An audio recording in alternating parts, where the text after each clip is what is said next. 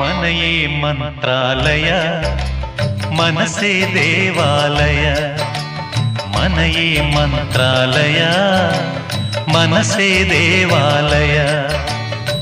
ದೇವರೆಂದು ಪ್ರೇಮ ಸ್ವರೂಪ ಪ್ರೀತಿ ಮಾತೆ ನಂದಾದೀಪ ಅರಿತು ಬಾಳಲು ಜನ್ಮ ಸಾರ್ಥಕ ಮನೆಯೇ